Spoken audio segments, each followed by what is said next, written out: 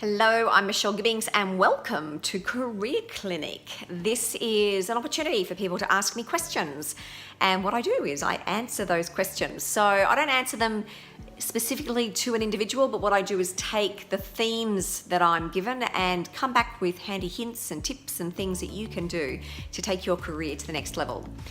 I often get people writing to me talking about how much they hate their job, which is not good because your working life is such a big chunk of your career and time, and when you hate what you do, it can be exhausting.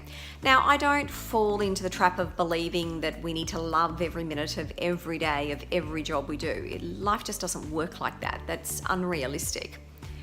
But if your job is making you so unhappy and it's impacting your mental health and well-being, then it's really time to go. One of the things people often say to me is, I don't like what I do, but it pays really well. The question for you, if that's what's running through your mind, is what's more important to you? What lifestyle have you set up? Where are the adjustments that you could make so that you could do something different, something that is more in line with your interests and your purpose? This means it's really important when you're thinking about career steps or leaving a job and doing something else that you think about your career in the whole context of your life.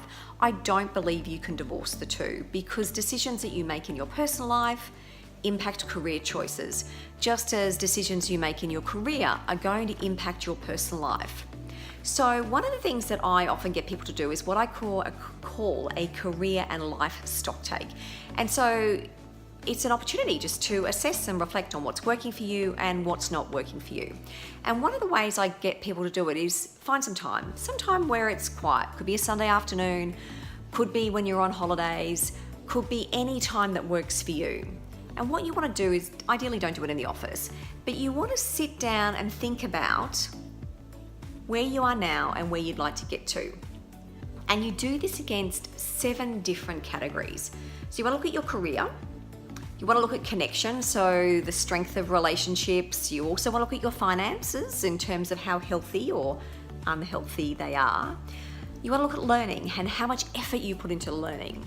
Do you wait for other people to tell you what to learn, or do you have a learning plan where you're constantly looking at what else it is that you can do? Look at lifestyle, so how much time do you have for personal pursuits or things that you find interesting? Time for self-care, and by self-care I mean exercise, meditation, sleeping, whatever it is that you do that helps take care of you, that nourishes your mind, body and soul. And then lastly, service. How much time do you devote to volunteer activities or to giving back to the community? Now, when you look at those 7 core aspects of your life, what you want to do is then think about your typical week, how much time you would spend on each of those 7 elements during the week. Then ask yourself, when I look at that allocation of time, do I go, yay, that's awesome? Or do I go, oh God, that kind of sucks. Wow, I can't believe I'm spending so much time on that and I'm not deriving any satisfaction on it. So you want to look at how satisfied you are, whether you're dissatisfied, or perhaps you're just ambivalent in that you kind of look at it and go, well, that's okay. Not great, but not awful. Once you've done that, you then need to challenge yourself and go, okay, when I look at the totality of my week and the amount of time I'm spending on different things, what could I change? What do I want to change? And how's that going to help me or add to the quality of my life? Because what that time allocation is telling you is about how you're currently prioritizing your time.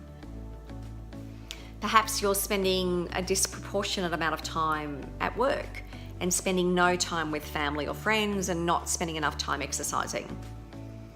Perhaps you're spending far more time on leisure activities and not enough time on learning new things, on keeping your skill set up to date so that you're ready for what the future is holding. When you do this stock take, it's your opportunity to reflect and work out, what do I want to do differently? Now, I love the quote from Mae West, who was an actress from many, many years ago, and she said, you only live once, but if you do it right, once is enough. And so when you think about how you allocate your time, how you spend your day, is once enough for you? So I hope you found that helpful, and I'll see you at another career clinic. Take care.